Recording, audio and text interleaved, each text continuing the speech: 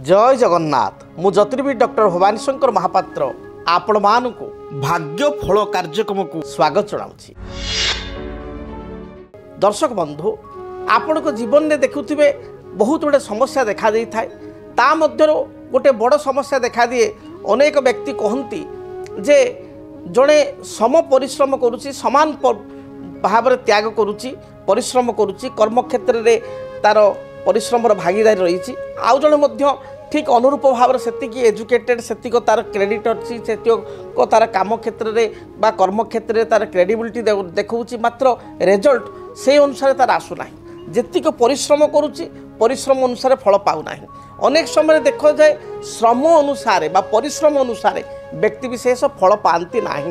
एपरिकी समान काम करुवा व्यक्ति विशेष को मध्य समान दरमा मिले ना। ये कथा अनेक समय देखा दी था।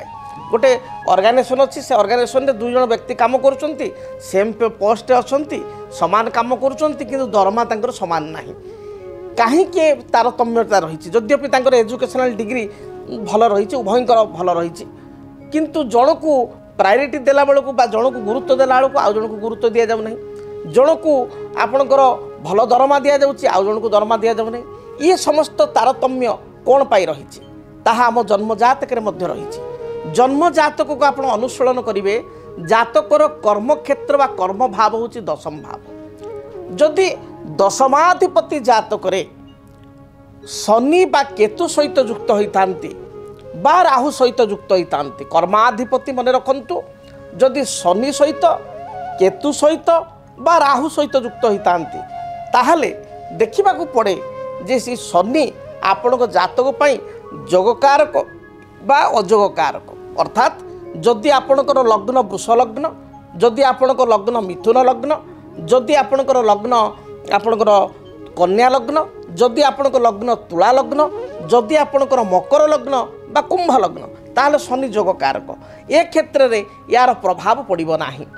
किंतु एतद भिन्न जो बाकी लग्न गुड़िक रहीगले जमीक मेष लग्न जमीक आपणकर कर्कट लग्न सिंह लग्न आपणकर बिच्छा लग्न धनु लग्न मीन लग्न कर्माधिपति शनि सहित राहु सहित केतु सहित युक्त होती आप जानवे आपण सहित से घटना घटव आपण परिश्रम करेंगे आपणकर योग्यता दक्षता थी समान काम किंतु कम दरमा ये परिस्थिति आपणकर देखादेव। अनेक समय बहुत टीचर मैंने आसती जो मैंने पारा टीचर हूँ अन्य मैंने देखिए बहुत टैलेंट थाए सब थाए किंतु गवर्नमेंट ही कम दरमा देती प्रथम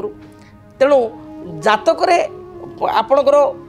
ग्रहस्थिति ही डिसाइड करे बा डिपेंड करे ग्रहस्थिति उपरे जे आपणकर कर्म अनुसार फल ठीक पाइबे कि ना। ये प्रथम कथा। से भले आउ एक कथा देखा पड़े जातक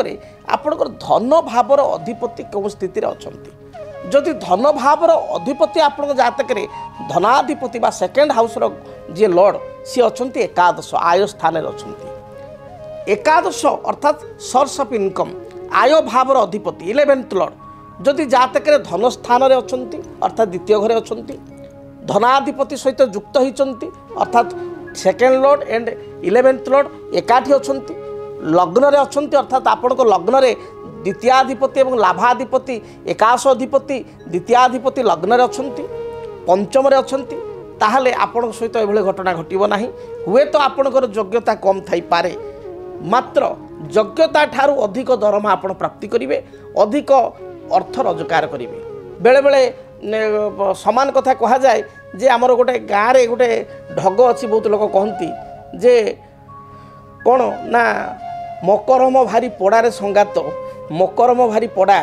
मु तो जह्नी गछ बोली रंजापति थी फलुची पिता तरड़ा। ये गोटे सुंदर कथा कह जाए दी जन सांग आपणकर गले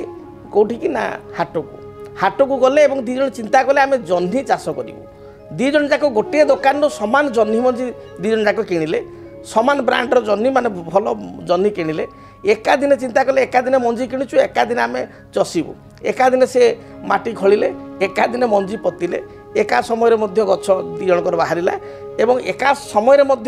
गछरे फूल आसला जेतु समान समय लगी एका समय फूल आसला फल धरला सुंदरा फल सुंदरा जह्नी दी जन बाटे फलला सी चिंता कले साधारणतः आपको जो फल तोला जाए शुक्रवार दिन शुक्र अनुकूल करा जाए बा शुक्र मुठी बोली कहा जाए एका दिन दुई सांग कौन कले आम गोटे दिन तोलिकी रोषे करवा दुई सांग जाक कौन कले दुई जन एका दिन तोड़ले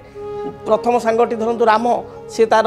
स्त्री को देदेला तू रोषे कर द्वितीय सांग श्याम सी तार देदेला ता स्त्री को तू बा दाम ता स्त्री को देदेला तू रोषे कर राम रोषे कर सारा खाई सारा देखला सी जो जह्नी जो आनी जह्नी जो तरकारी होता अति पिता एवं थू थू करके से तरकारी पकेला एवं ताको दाम को जाई कहला बा शाम को जाई कहला जे अरे भाई आम ठकामी पड़गले जो जह्नी तक आम आनीलु से जह्नी नुह ये पिता तरड़ा सेतबले आरो जन सांगटी कहला ये जह्नी एभली स्वादिष्ट तरकारी एभली स्वादिष्ट जह्नी मु आज जीवन पर्यंत खाई ना बहुत टेस्ट आ बहुत भल ये कथा शुणिकी राम हसिला कहला मत कौन बोका बनाऊँ ना चल आम घर जो तरकारी टी अच्छी खाई देखी से तरकारी खाइला विश्वास कर पारानी से जह्नी बोली एवं कहला से जह्नी काट मु बसी तरकारी कर आउ थे खाइबी गचर तला तरकारी खाइला से स्वाद सेतबले राम ही कहला जे मकरम भारी पड़ारे संगात मकरम भारी पड़ा ये गोटे लोक कथा हेले ये ज्योतिष शास्त्र सहित ये एकमत भाव में आम जोड़ी पारिबा तार कारण होउची जे योग्यता दक्षता थिबा लोक बा समान काम करुवा व्यक्ति विशेष अनेक समय समान कर्मर फल पाई पारंती नाही केवल ताहा ग्रह दोष तेबे तार उपचार मध्य करा जाई परिबो आपण जने ज्योतिर्विद को निकट को जाई जातक को गणना करंतु आपण को जातक रे केउ दशा बा महादशा चलीछि हुए तो किछि नेगेटिविटी दशा चलीछि आपण जातक रे